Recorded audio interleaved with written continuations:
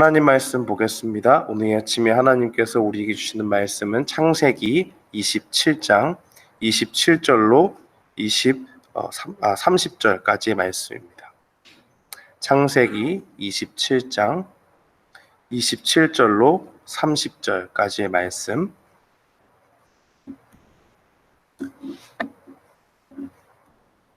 우리 다 찾으신 줄 알고 함께 봉독하겠습니다. 그가 가까이 가서 그에게 입맞추니 아버지가 그의 옷에 향취를 맡고 그에게 축복하여 이르되 내 아들의 향취는 여호와께서 복 주신 밭의 향취로다. 하나님은 하늘의 이슬과 땅의 기름짐이며 풍성한 곡식과 포도주를 내게 주시기를 원하노라. 만민이 너를 섬기고 열국이 내게 굴복하리니 내가 형제들의 주가 되고 내 어머니의 아들들이 내게 굴복하며 너를 저주하는 자는 저주를 받고 너를 축복하는 자는 복을 받기를 원하노라. 이삭이 야곱에게 축복하기를 마침에 야곱이 그의 아버지 이삭 앞에서 나가자 곧 그의 형 에서가 사냥하여 돌아온지라. 아멘. 오늘은 날마다 성경 창세기 27장을 살펴보는 날입니다. 오늘 말씀에서는 등장인물이 몇 명이 나오죠. 그 야곱의 가족들이 나오는 것을 보게 되는데요. 특별히 이삭이 이제 나이가 들어서 눈이 제대로 보이지 않는 그 상황 가운데 있게 됩니다. 그런데 우리가 앞서 살펴봤듯이 야곱은 사냥을 해가지고 자기에게 맛있는 음식을 대접했던 에서를 더 사랑하죠.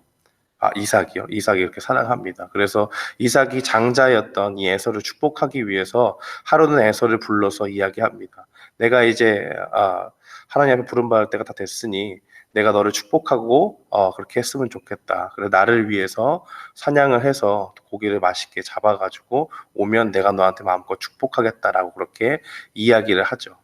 그런데 이 이야기를 듣고 에서가 사냥을 하러 나갑니다. 근데 그 자리에 리브가가 있었는데 리브가가 이렇게 듣고 있다가 급히 달려가서 이 리브가는 에서보다는 야곱을 더 사랑했지요.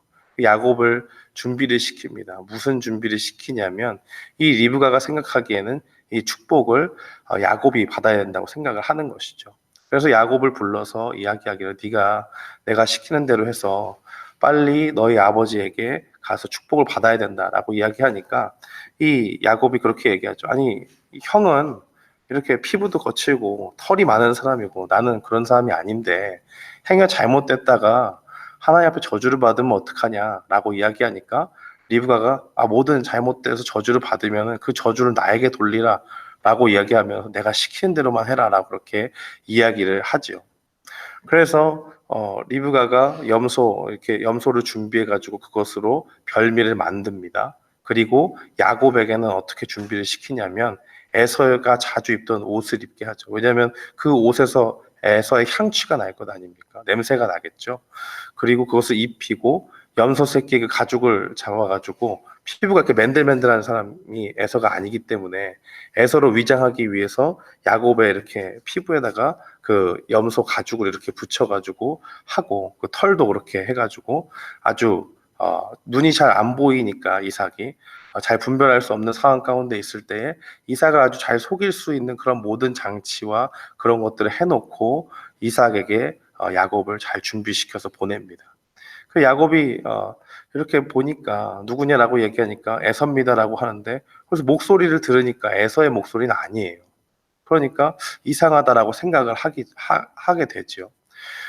그런데 그 앞에 나가가지고 이야기를 하고 이렇게 피부를 만져보니까 거칠거칠하고 털이 있고 하는 것을 보면서 이거 정말 에서가 맞구나라고 생각을 하고 그런데 또 한 가지 또 이상한 것이 사냥을 하려면 분명히 시간이 걸리잖아요.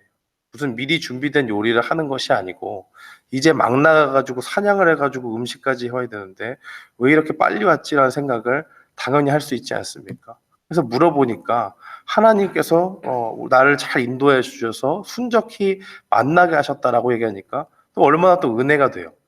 그래 그렇구나라고 그렇게 수긍을 하고 음성이 분명히 에서와 같지 않고 야곱 같지만은 이렇게 만져보고 꾸민 그 피부를 이렇게 만져보고 털이 있는 것을 보니까 에서인 줄 알고 축복을 하게 됩니다.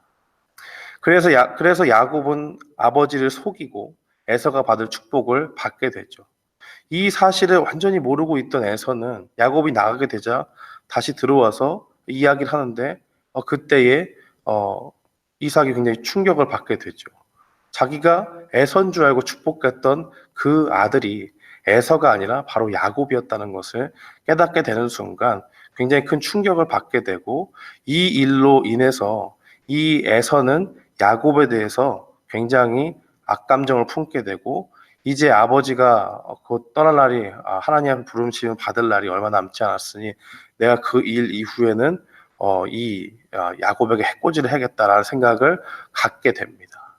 또 이러한 일들이 생기니까 이 에서의 마음을 읽은 이 리브가가 또 꾀를 내서 어떻게 하냐면 야곱을 불러서 이야기하죠. 네가 지금은 상황이 좋지 않으니까 잠깐 여기 있지 말고 너희 삼촌 라반의 집에 좀 가 있어라.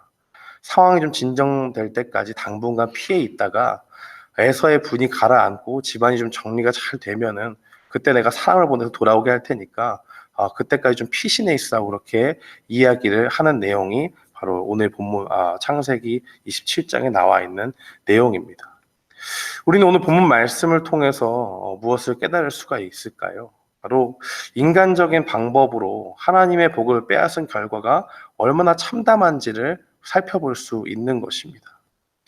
이삭이 하나님께 복을 받았고 이제 그 이삭의 복을 자녀들에게 주는 과정 가운데 있습니다. 28절과 29절 말씀에 보면 축복의 내용들이 나오는데요.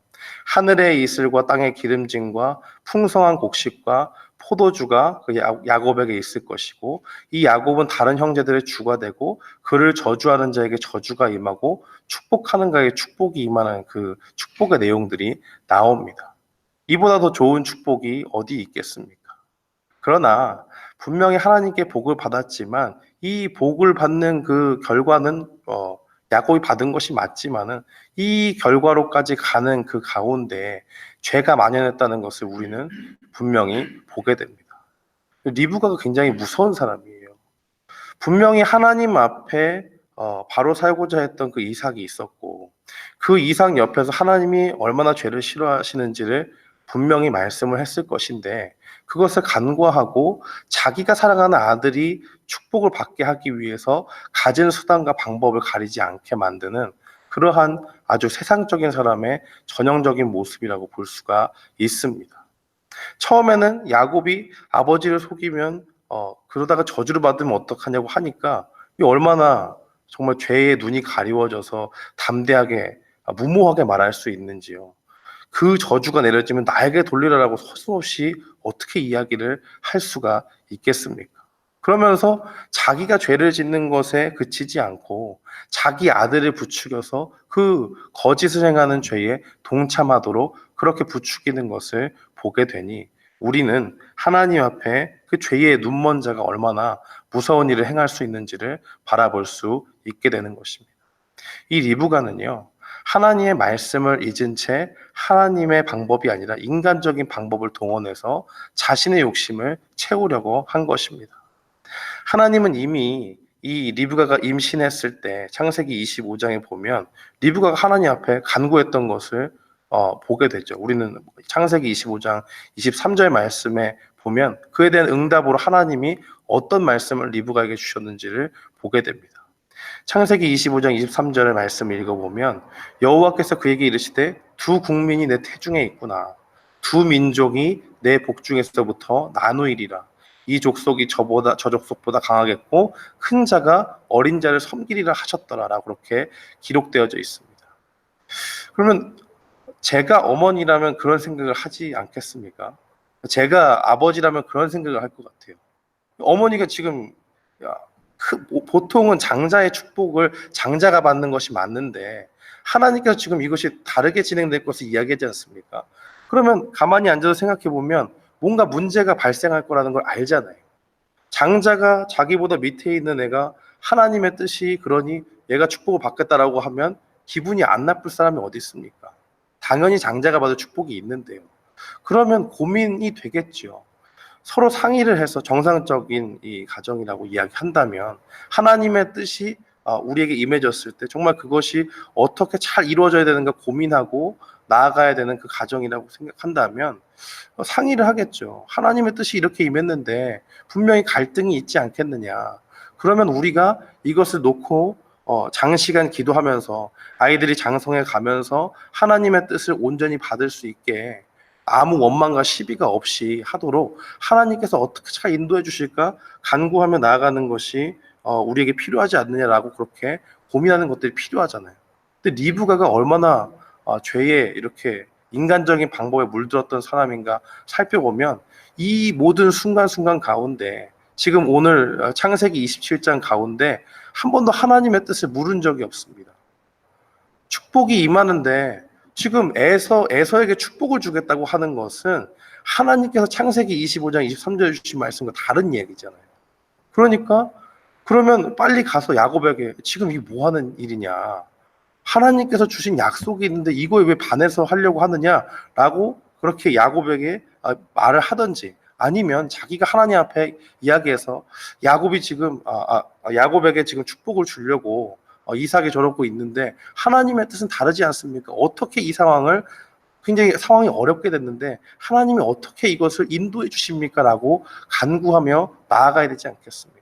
그런데 이 가운데 보면 하나님께서 주신 지혜로운 방법이 무엇인지 묻지 않고 자기의 생각과 방법대로 아주 인간적인 방법대로 이 수단과 방법을 가리지 않고 자신의 뜻을 그렇게 쟁취하려고 하는 그러한 모습들만 가득하다는 것을 우리는 보게 됩니다.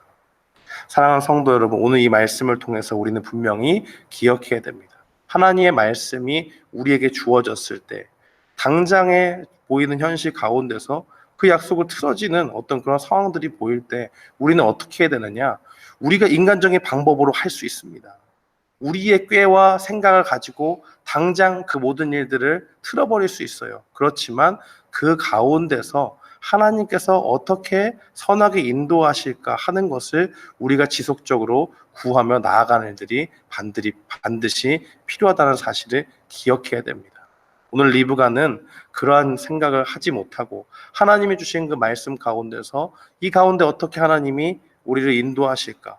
어려운 상황 가운데서 하나님이 어떻게 인도해 주실까 하는 것을 묻지 않았지만은 우리의 삶 가운데 만약에 그런 일이 있다면 우리는 인간적인 방법이 아니라 하나님의 도우심과 인도하심을 간구하며 나아가야 될 줄 믿습니다. 모든 일에 원망과 시비가 없게 인도하도록 해주시도록 하나님을 간구하며 나아가는 그러한 하나님의 지혜로 그렇게 살아가는 일들이 우리에게 반드시 필요하다는 사실입니다. 이 사실을 기억하면서 오늘 하루도 우리의 지혜와 우리의 지식을 의지해 사는 것이 아니라 하나님께서 우리의 모든 일생을 주관하여 주시고 그 가운데 주님의 지혜로 모든 일들을 이뤄나가 주시기를 간구하며 나아가는 우리 모두가 되기를 주님의 이름으로 축원합니다. 아멘.